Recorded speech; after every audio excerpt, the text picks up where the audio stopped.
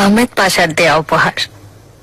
আমি আর আগের মতো নেই, অনেক বদলে গেছি গুলফাম, অনেক অনেক সুন্দর শাহজাদি।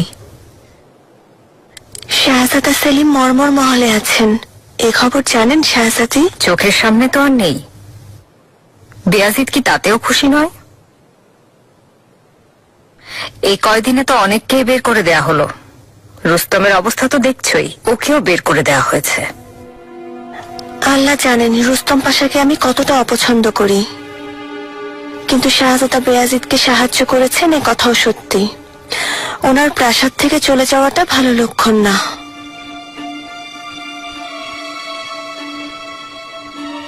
নেকড়ে আর মেষ শাবকের মধ্যে বন্ধুত্ব হয়েছে দেখছি। বেয়াজিদের প্রতি রুস্তমের পক্ষপাতিত্ব দেখে ধোকা খেও না। ও এক হাতে তোমাকে সাহায্য করবে আর অন্য হাতে পেছন থেকে তোমার পিঠেই খঞ্জর চালাবে।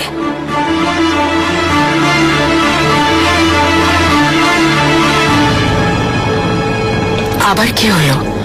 রুস্তম পাশা আমার সাথে কেন দেখা করতে চায়? সিনান পাশার মৃত্যুর ব্যাপারে হয়তো ওনার মৃত্যুতে পাশা অনেক কষ্ট পেয়েছেন। এটা উজির, সামনে পেছনে ডানে বামে চালাতে পারবে, বুঝেছ? নৌকার মতো একে তুমি একই সময় আড়াআড়ি চালাতে পারবে। হাতির মতো।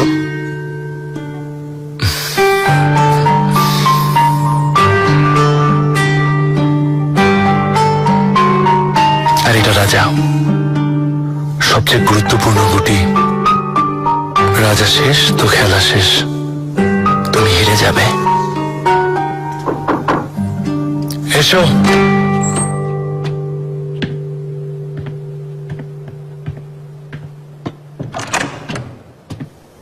আমরা পরে খেলবো বাবা।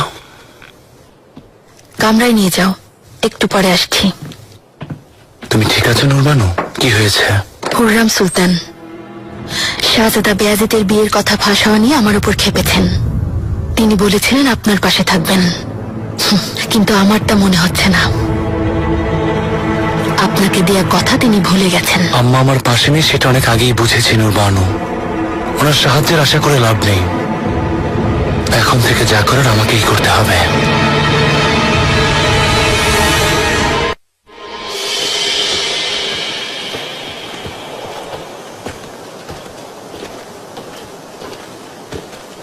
সুলতানা। রুস্তম পাশা, তোমার ভাই সিনান পাশা সাম্রাজ্যের গুরুত্বপূর্ণ ব্যক্তি ছিলেন। আল্লাহ জান্নাতবাসী করুন। আমিন। অনেক ধন্যবাদ সুলতানা।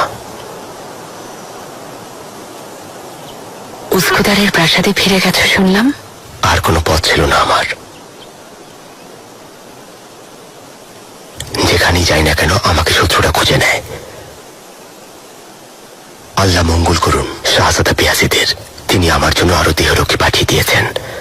তারপরও যে আমি জীবন সংকটে ভুগছি সন্দেহ নেই। ক্ষতি আসলে আমাদের সবারই হয়েছে। এখন এমনই চলতে থাকবে। এই লড়াই শেষ হয়নি। এখন আপনার পালা। কি বলতে চাইছো তুমি? আপনি কি সিদ্ধান্ত নিয়েছেন? কার পাশে দাঁড়াবেন? শাহজাদা বেয়াজিদের নাকি শাহজাদা সেলিমের? আমার চোখে আমার সন্তানরা সবাই সমান। যদি একজনের পক্ষে যায় তাহলে অন্যজনের বিরুদ্ধে চলে যাব। আমি কাউকেই হারাতে চাই না। সুলতানা, সারুহান সানজাকবে কে হবে এ নিয়ে সিদ্ধান্তহীনতার মাঝে জাহাপনার কানে শাহজাদা সেলিমের নামটা আপনি পৌঁছে দিয়েছিলেন। কারণ শাহজাদা বেয়াজিদকে বাঁচাতে চেয়েছিলেন আপনি। সিদ্ধান্তটা অবশ্যই ভালো ছিল, কিন্তু পরে বদলে যান। আপনি শাহজাদা সেলিমের পক্ষে চলে যান। সে সময় পরিস্থিতি ভিন্ন ছিল। শাহজাদা মুস্তাফা জীবিত ছিল, কিন্তু এখন সব বদলে গেছে। ওরা দুজন শাহজাদাই আমার কাছে সমান।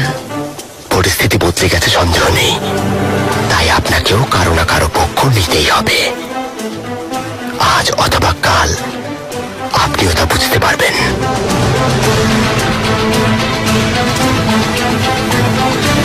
হবে না রুস্তম, হবে না।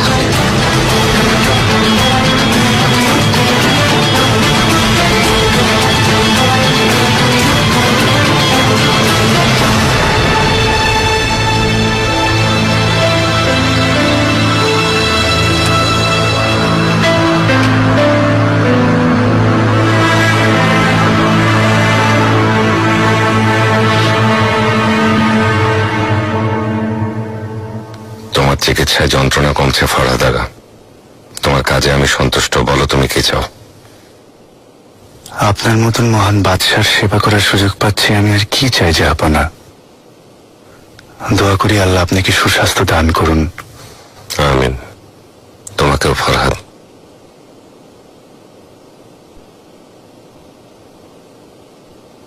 রাজধানী ছেড়ে এলাম কতদিন হলো? সামনের মাসে 2 বছর হবে জাহাপনা। 2 বছর হয়ে গেল।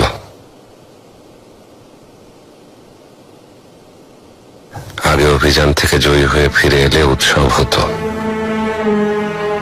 কিন্তু এখন সেই উদ্যম আর উত্তেজনা কাজ করে না। এক সময় যে হাতনের সৌন্দর্য নিয়ে কবিতার পর কবিতা লিখে যেতাম, তার কথা এখন মনেও পড়ে না।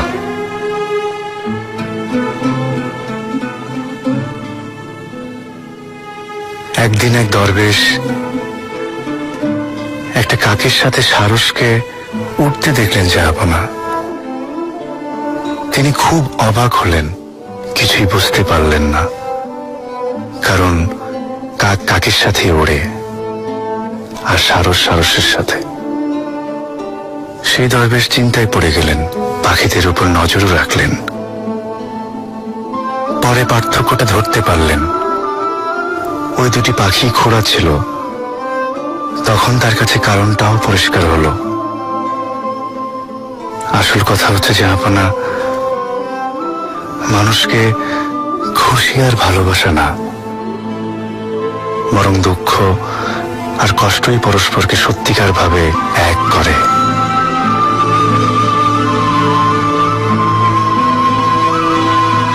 আলী পাশাকে খবর দাও, রাজধানীতে ফেরার সময় হয়েছে।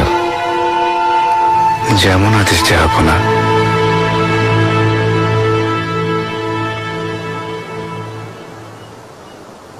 আবহাওয়া বদলাচ্ছে, বসন্ত আসছে। জাহাঙ্গীর এই বসন্ত দেখতে পাবে না, আর এই বসন্তটাও জাহাপনাকে ছাড়াই কাটাতে হবে। সুলতানা, জাহাপনা শীঘ্রই ফিরে আসবেন। ওনার থাকা না থাকাটা বিষয় না। মিরুনিসা ঠিক বলেছিল, আমার জীবনের খারাপ সময় মাত্র শুরু।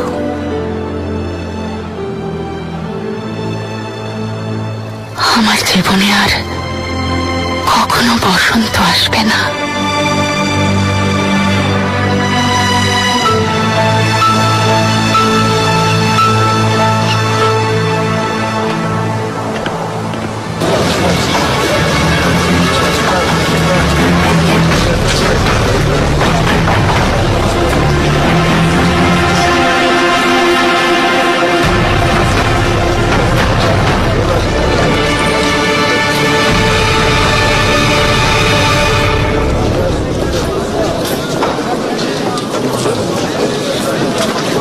খবর তোমার আত্মাজা?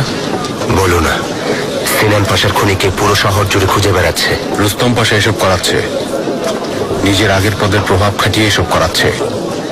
না হয় এমন হওয়ার কথা না। ভয়ে আছে ওর পরিণতি ওর ভাইয়ের মতো না হয়। আবার বেঁচে গেল। এখানে এভাবে ছদ্মবেশে থাকাটা কি তুমি নিরাপদ মনে করো? চলো, নিরাপদ কোনো জায়গায় যাই, অনেক কথা আছে।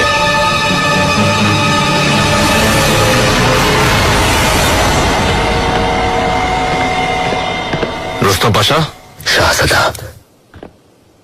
আপনার সাথে গুরুত্বপূর্ণ কিছু কথা ছিল। এসো।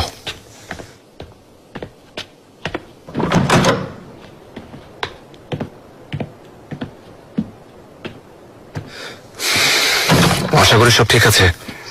সবই আপনার দোয়া শাহজাদা।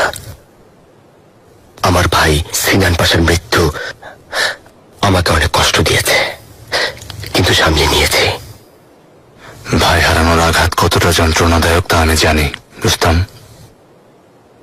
এ কষ্ট ভোলা অনেক কঠিন। আমার ভেতরে এক আগুন জ্বলছে, প্রতিশোধ না নেওয়া পর্যন্ত তা নেভানো যাবে না। মরহুম শাহজাদা মুস্তাফার দেহরক্ষী ছিল আত্মাজা, ওই সব কিছুর জন্য তাই সে আমাকে মারার চেষ্টা করেছে, না পেরে আমার সামনে আমার ভাইকে মেরে ফেলেছে। ওর জীবন না নেওয়া পর্যন্ত আমার শান্তি নেই।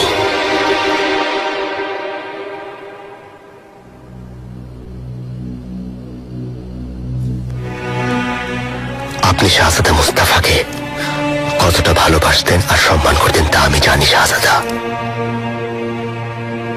ওনার প্রতি আমার মনোভাব কেমন ছিল তাও আপনি জানেন। এ কথা সত্যি, আমাদের বোঝাপড়া ভালো ছিল না, সম্পর্ক ভালো ছিল না। ওনার মৃত্যুতে অনেকেরই লাভ হয়েছে, বিশেষ করে আপনার। তুমি এসব কি বলছো রুস্তম পাশা? মুখ সামনে কথা বলো। তিনি আমার ভাই ছিলেন।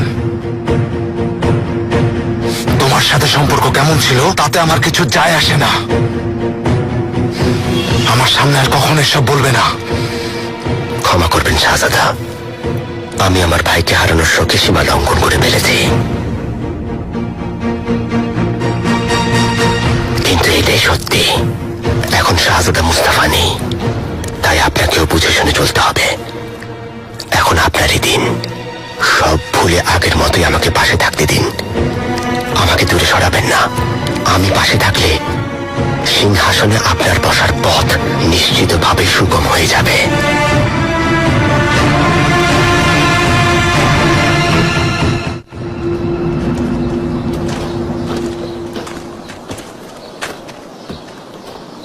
রুমেলিতে বিদ্রোহ বেড়েই চলেছে। বিদ্রোহীরা এই দিনের পথে রওনা দিয়েছে। সাম্রাজ্যের প্রত্যেক গ্রামে, প্রত্যেক শহরে বিদ্রোহ ছড়িয়ে পড়েছে। শাহজাদা বেয়াজিদ এই বিদ্রোহ দমনের জন্য শুনেছি শীঘ্রই রওনা হবেন। কি ব্যাপার হুসেন চাবুস, মনে হচ্ছে তুমি কিছু একটা ভাবছো। জেনিচেরি সৈন্যরা এখনো অভিযানেই আছে, আর রাজধানী সৈন্যদের অধিকাংশই শাহজাদা বেয়াজিদের সাথে যাবে। আমরা এই সুযোগকে কাজে লাগাতে পারি, রুস্তম পাশার উপর আবার হামলা চালাতে পারি। এরপর কি করবে? প্রাসাদে যাব। প্রাসাদে যাওয়ার পথে সামনে যেই পড়বে তলোয়ার চালাবো। তারপর সিংহাসনে ধোঁকাবাজ মুস্তাফাকে বসাবে, তুমি এটাই চাচ্ছ? আমাদের উদ্দেশ্য তা নয় হুসেন চাবুস। আমাদের দ্বন্দ্ব রুস্তমের সাথে আজ হোক কাল হোক ওর মৃত্যু নিশ্চিত। এখন আমাকে যেতে হবে, শাহজাদা বেয়াজিদ অপেক্ষা করছেন। তুমি কি বলছো আত্মাজা? সৈন্যরা তোমাকে খুঁজছে, রুস্তম পেছনে লেগেছে। শাহজাদা বেয়াজিদ তোমাকে ক্ষমা করবেন কিনা কে জানে, যদি উনি নিজেই তোমাকে রুস্তম পাশার হাতে তুলে দেন। অনুরোধ করছি আত্মাজা, মৃত্যুর হাত থেকে ফিরেছ, নিজের সর্বনাশ করো না। শাহজাদা বেয়াজিদকে বিশ্বাস করো না। বিশ্বাস করব, কারণ মরহুম শাহজাদা মুস্তাফা ওনাকে বিশ্বাস করতেন। আচ্ছা, আমার দেরি হয়ে যাচ্ছে, শাহজাদাকে খবর পাঠিয়ে দিয়েছি।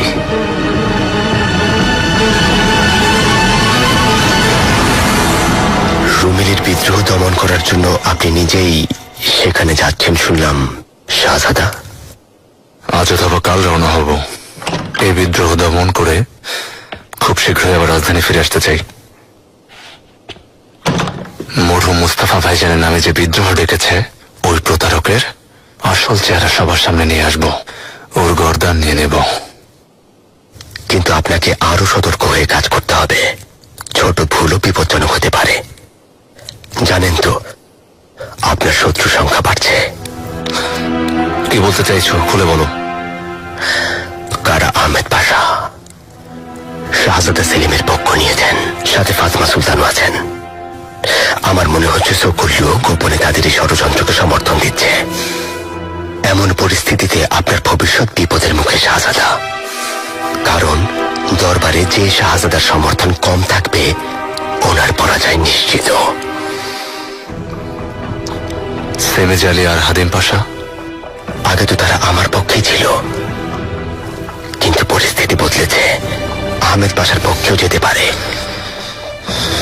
ওনাদের নিয়ে চিন্তা করবেন না শাহজাদা। ওদের এমন গোপন খবর আমি জানি যে তারা আপনার আনুগত্য স্বীকার করতে বাধ্য। প্রাসাদ আর দরবারের লোকদের অধিকাংশই তোমার পক্ষে, তাই না? ওদের সবাইকে বলতে গেলে তুমি তো নিয়োগ দিয়েছিলে। তা ঠিক, কিন্তু ওরা এভাবে কতদিন আমার অনুগত থাকবে তা জানি না। আমি নিজেই তো এখন আর উজির আজমের পদে নেই শাহজাদা। আহমেদ পাশা তো ইতিমধ্যে সুপারিশ করতে শুরু করেছেন। আমি তোমাকে উজিরে আজমের পদে আবার দেখতে চাই রুস্তম পাশা, কিন্তু জাহাপনা না আসা পর্যন্ত কিছুই করা যাচ্ছে না। তবুও তুমি আমার উপর ভরসা রাখো, কোন একটা ব্যবস্থা নিশ্চয়ই হবে। এখন যেতে পারো।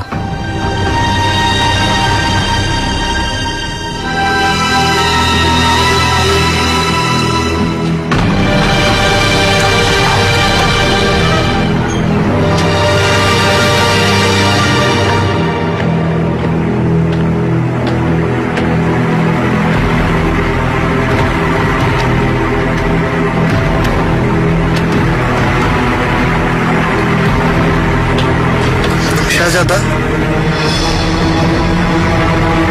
এটা আপনার কাছে পাঠিয়েছে।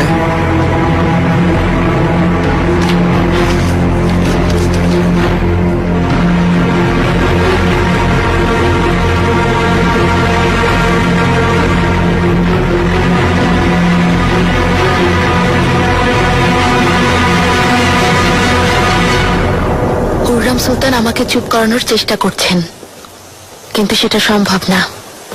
শাহজাদা বেয়াজিদ আর হরি জিহানের বিয়ের কথা পুরো হেরেম জানে, জাহাপনাও জেনে যাবেন।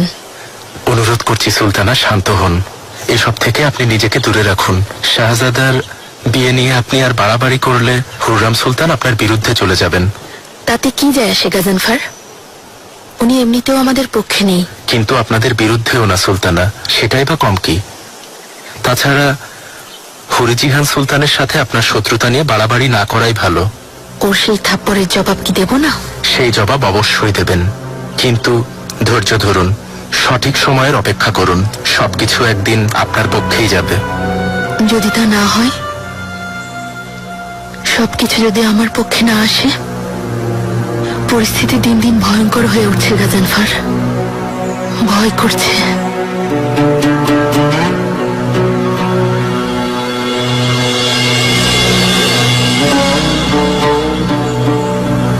ভয় নেই সুলতানা, আজ অথবা কাল বিজয় আপনারই হবে, আর আমি আপনার পাশে আছি। কখনো আপনার কোনো ক্ষতি হতে দেব না।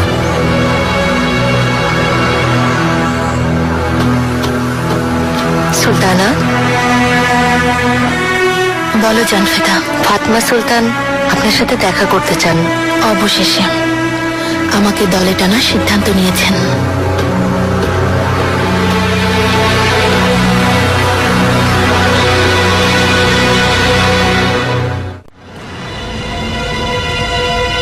ফাতমা সুলতান কেন নূরবানুকে দেখা করতে ডাকলেন? আপনি কি কিছু জানেন? আমাকে দূরে ঠেলে দিয়েছেন, অথচ কাল পর্যন্ত ওই হাতুন ওনার কাছে কিছুই ছিল না। এই প্রাসাদে প্রতিটা দিন পার করছি মরহুম আম্মা আর আব্বার মৃত্যু কিভাবে হয়েছিল সে কথা মনে করে। আপনি যেমন ভাবছেন ব্যাপারটা তেমন না। ফাতমা সুলতানের শুধু একটাই উদ্দেশ্য, হুররাম সুলতান আর রুস্তম পাশার জীবন নেয়া। সেটার জন্য যা দরকার তাই করবেন। মনে হচ্ছে আপনি ওনার মতোই চিন্তা করছেন। এ কথা নিশ্চিত সুলতানা, অটোম্যান সাম্রাজ্যের বংশধারা এখন হুররাম সুলতানের সন্তানের মাধ্যমেই এগোবে। কেন সেটা শাহজাদা বেয়াজিদ হবেন না? তাছাড়া মরহুম শাহজাদা মুস্তফা ওনাকে অনেক পছন্দ করতেন, তাতে আপনারও ভালো হবে। আমার ওই একটাই ইচ্ছা, পাশে আছেন জেনে ভালো লাগলো। আপনি শুধু হুররাম সুলতানকে পাশে রাখার চেষ্টা করুন। হুররাম সুলতানকে? সেটা সম্ভব না। তিনি আমাকে অপছন্দ করেন আর আমি ওনাকে। শাহজাদি পরিস্থিতি এখন বদলে গেছে, আর আপনাকেও এই পরিস্থিতির সাথে এখন তাল মিলিয়ে চলতে হবে। আপনার বাবাকে আমি যতটুকু জানতাম, তিনি বন্ধু বা শত্রু দেখতেন না, বরং তিনি নিজের লাভ দেখে পা ফেলতেন। আপনিও তাই করুন। এখন হুররাম সুলতান আর মিহরিমা সুলতানের সাথে দূরত্ব কমানোর সময় এসেছে।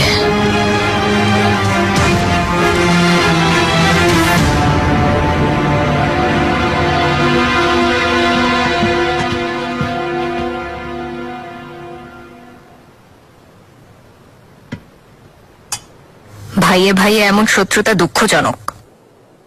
বেয়াজিদ তো শাহজাদা সেলিমকে এখান থেকে বেরই করে দিল। খবরটা পেয়ে আমি খুব অবাক হয়ে গিয়েছিলাম। আমরা কি করব বুঝতে পারছি না।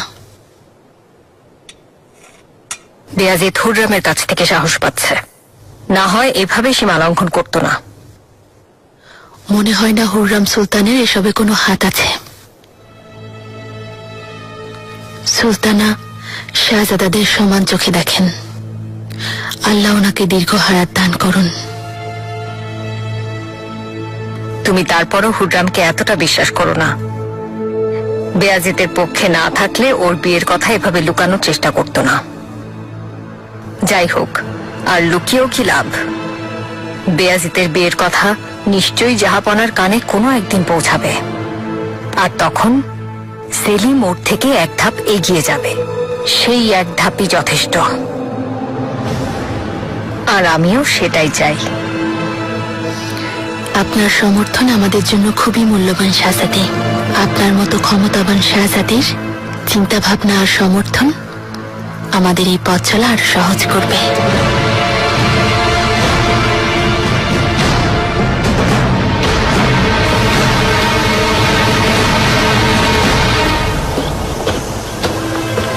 রাজন ফারাকা, কি ব্যাপার জানফেদা খাতুন, আবার আসলে? সুলতানার কোনো কিছু হয়নি তো? নুরবানু সুলতানের পাশে ইদানিং একটু বেশি থাকো দেখছি। হ্যাঁ, থাকবো না কেন? উনি আমাদের সুলতানা, এতে সমস্যা কি? নুরবানু সুলতানকে তুমি কোন চোখে দেখো আমি জানি। একজন গোলাম তার মালিককে কখনোই এ চোখে দেখতে পারে না। আগুন নিয়ে খেলছো, এই আগুন তোমাকে একদিন পুড়িয়ে ছাই করে দেবে। এতদিন জেনেও কিছু বলিনি। তুমি এখনই সাবধান হও। মনের মাঝে যা কিছু চলছে সব ঝেড়ে ফেলো, না হয় তোমাকে কেউ বাঁচাতে পারবে না।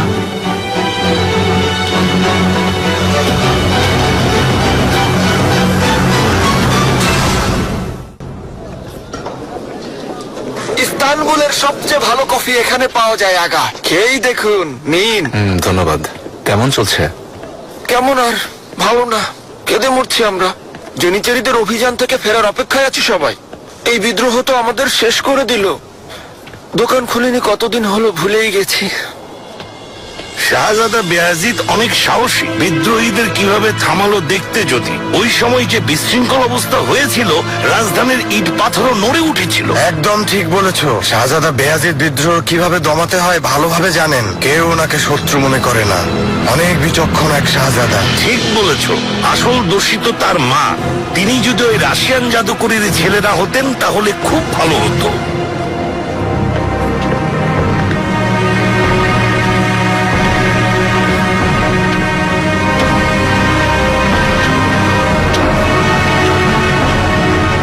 আপনি আপনার দেহরক্ষীদের থামালেন কেন? আমার গর্দান নেওয়ার আদেশ দেবেন না, নাকি ক্ষমা করে দেবেন? সেটা তোমার উপর নির্ভর করছে। তুমি কি বলো তার উপর। কারণ তুমি ভাইয়ের সবচেয়ে বিশ্বস্ত মানুষ ছিলে। আমি প্রথমে তোমার কথা শুনতে চাই।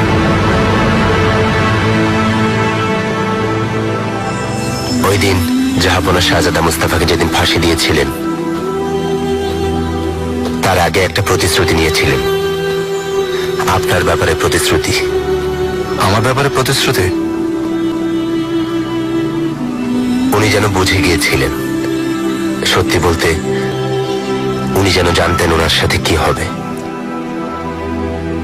আমাকে বলেছিলেন, আমি যদি এই দুনিয়া থেকে চলে যাই, তোমার আনুগত্য আমার ভাই শাহজাদা বেয়াজিদের প্রতি হবে।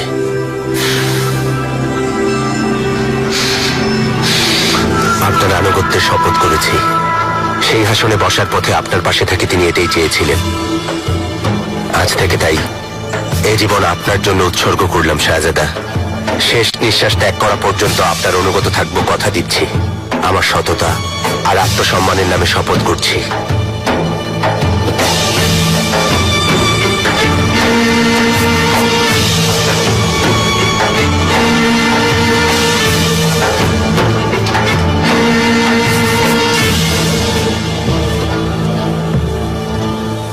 তোমার মতো এমন বিশ্বস্ত সহচরকে আমি অবশ্যই আমার পাশে দেখতে চাইবো আত্মাজা, কিন্তু এমন অবস্থায় তা কিভাবে সম্ভব? তুমি একজন অটোমান পাশার জীবন নিয়েছ। লক্ষ্যও ছিল না, রুস্তম পাশা ছিল। জানেন তো শাহজাদার মৃত্যুর পেছনে প্রধান ষড়যন্ত্রকারী ছিল রুস্তম। ও বেঁচে থাকুক তা চাই না।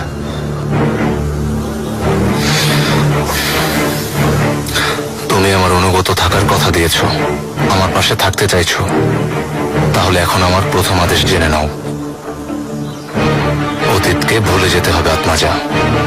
রুস্তম থেকে দূরে থাকবে তুমি, কারণ ওকে এখন আমার দরকার। এটা আমার কাছে চাইবেন না শাহজাদা। আমার মন তখন শান্ত হবে যখন রুস্তম পাশার মৃত্যু হবে। আমি যা বলার বলেছি, এখন সিদ্ধান্ত তোমার উপর। হয় আমাদের পথ আলাদা হবে, না হয় এখন থেকে আমরা একসাথে তলোয়ার হাতে নেব। সিদ্ধান্ত তোমার।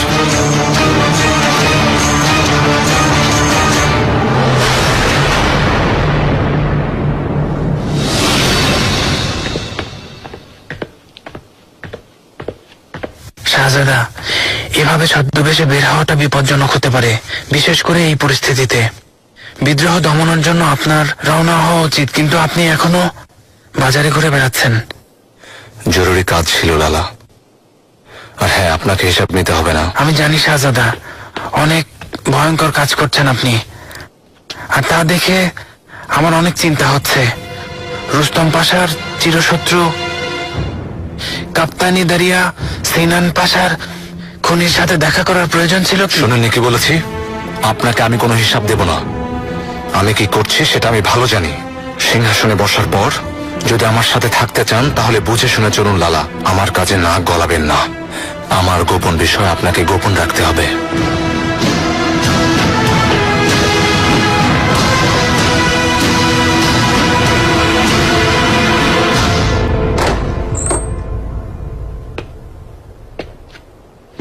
আম্মা।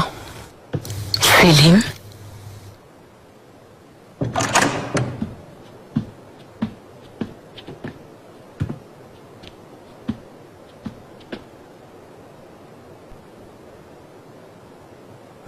হঠাৎ দেখা করতে আসার কারণ জানতে পারি? শাহজাদা, তোমার সানজাক সারোহানি ফেরার সময় হয়েছে। আপনাকে বেয়াজিদ পাঠিয়েছে, আমাকে এখান থেকে তাড়াতে চায়। বেয়াজিদ আর তোমার মাঝে এমন দ্বন্দ্ব দেখে আমার রীতিমতো ভয় হচ্ছে। সঞ্জয়কে ফিরে যাও, তাতে মঙ্গল হবে। আমি চলে গেলেই সমাধান হয়ে যাবে আম্মা। এভাবে বেয়াজিদের পক্ষপাতিত্ব করতে থাকলে ওর সাহস আরো বেড়ে যাবে, আর আমাদের মাঝেও দূরত্ব বাড়তে থাকবে। সেলিম, না আম্মা, ও আমাকে দুর্বল মনে করে, কিন্তু ওর ধারণা ভুল। ভাইদের মতো এত কম বয়সে কবরে যাওয়ার কোনো ইচ্ছে নেই আমার।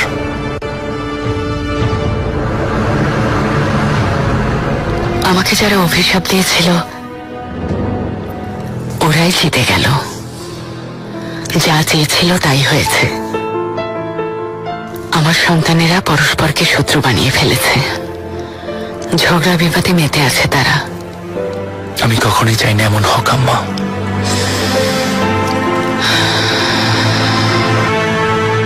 তাহলে বরং থাকো, জাহাপনার অপেক্ষা করো, কিন্তু বেয়াজিদের সাথে এই শত্রুতা দয়া করে শেষ করো। এই শত্রুতা করে কারো কোনো লাভ হবে না। এসো।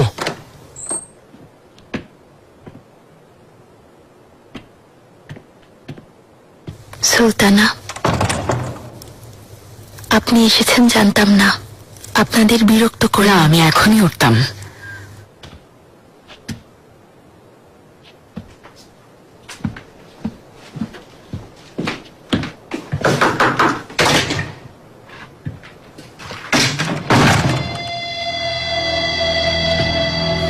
বললেন?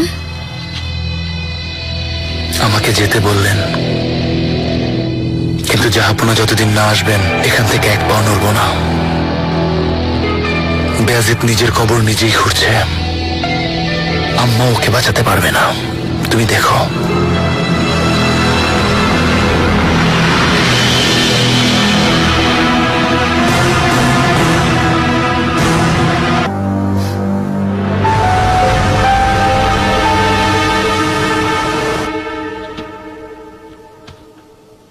ভয় হচ্ছে যদি পুরো পরিকল্পনা নষ্ট হয়ে যায়, তাতে উল্টো আমাদেরই বিপদ হবে।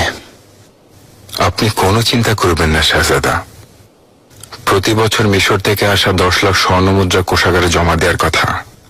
আমরা ওই স্বর্ণমুদ্রাগুলো কোষাগারে জমা না দিয়ে লুৎফি চেলবির কাছ থেকে আমাদের কাছে নিয়ে নিয়েছি। তাহলে মিশর থেকে আসা এই স্বর্ণমুদ্রা হিসাবের দফতিতে লেখা হয়নি শাহজাদা। এই স্বর্ণমুদ্রা জমা না করে বিদ্রোহীদের কাছে পাঠানো হবে, আর তাহলেই শাহজাদা বেয়াজিদকে আগের তুলনায় আরো কঠিন একটা শক্তির বিরুদ্ধে লড়তে হবে, ক্ষমতাবান একটা শক্তির বিরুদ্ধে। শাহজাদা বেয়াজিদ এই বিদ্রোহকে গুরুত্ব দেননি। সম্প্রতি পাওয়া বিভিন্ন খবর অনুযায়ী মরহুম শাহজাদা মুস্তাফার অনুগত সব সৈন্যবাহিনী এখন একত্রিত হয়েছে। ভার্না এবং সিলেট্রা থেকে হাজারো সিপাহী, সাধারণ মানুষ এবং জ্ঞানী ব্যক্তিবর্গ এই বিদ্রোহে অংশ নিচ্ছে। শাহজাদা যদি তাদেরকে দমন করতে না পারেন, তাহলে বিদ্রোহীদের ক্ষমতা আরো বেড়ে যাবে। এই পরিকল্পনা ফাঁস হয়ে গেলে ধ্বংস হয়ে যাব। আফসোস, যদি এমনটা প্রয়োজন না হতো, নিশ্চিন্তে বসে অপেক্ষা করতাম। কিন্তু এটাও নিশ্চিত বেয়াজিদ থামতো না।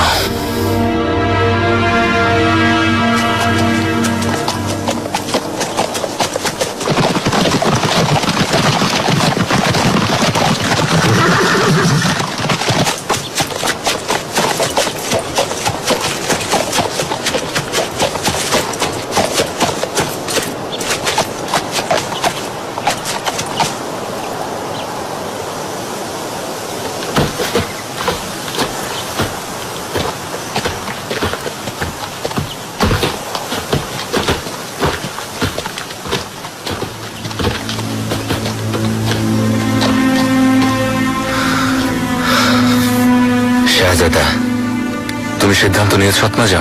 হুকুমের অপেক্ষায় শাহজাদা। আমার এই জীবন আপনার দেখানো পথে উৎসর্গ করব। সঠিক একটা সিদ্ধান্ত নিয়েছ তুরুল বে।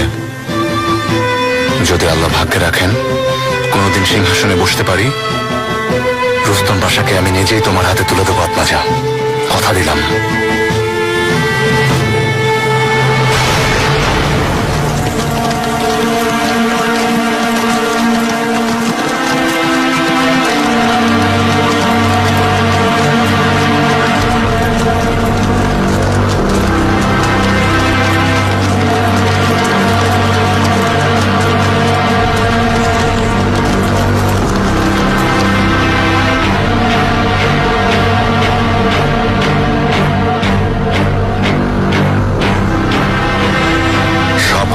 চিকিৎসা হয় না, সব ক্ষত দূর হয় না।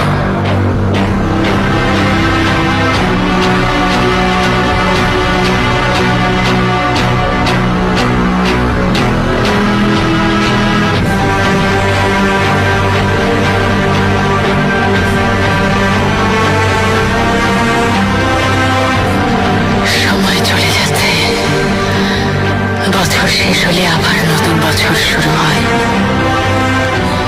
কিন্তু সব সময় রক্ত ঝরতেই থাকে। প্রথম দিন থেকে আজ পর্যন্ত এই ব্যথা বয়ে চলছে।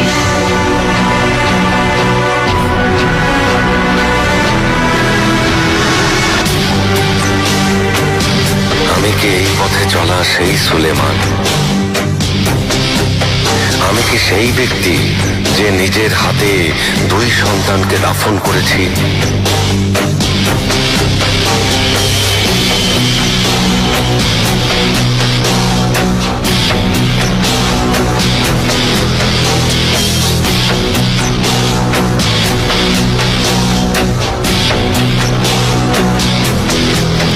জানি জানি আমার হৃদয় অধিক শোক পেয়ে একটা পাথরে পরিণত হয়েছে। এখন এই মনে ভালোবাসা এবং প্রেমের কোনো স্থান নেই।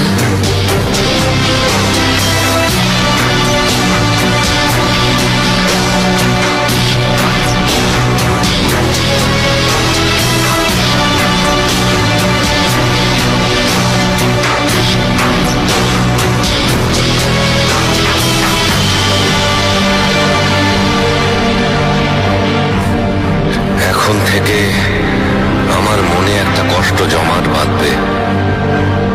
আমার মনের ভেতরে যে খঞ্জর ঢুকে গেছে তা বের করা সম্ভব না। প্রতিটা দিন ক্রমান্বয়ে বিষাক্ত হয়ে উঠছে। আমার হৃদয় যন্ত্রণায় আর্তনাদ করছে। যতদিন বেঁচে থাকব এই পৃথিবী আমার কাছে জাহান্নামের মতো লাগবে।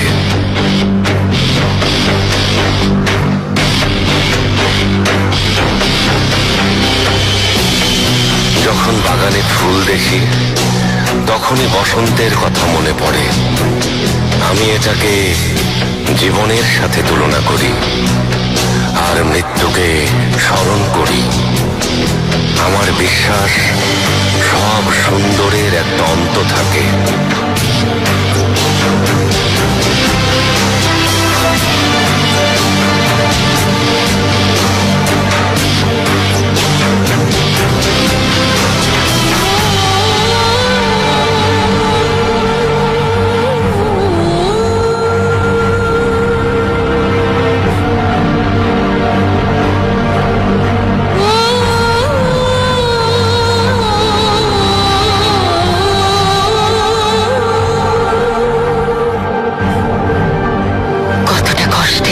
নিজের সাজানো বাগানের প্রতিটা ফুল ঝরতে দেখা, ফুলের সুগন্ধি নষ্ট হতে দেখা। তাহলে আমরা আর কখনো কোনো বসন্ত দেখব না, বাগানে আর কখনো ফুল ফুটবে না। ভালোবাসার দুটো পাখি একসাথে আর বাগানে উঠবে না।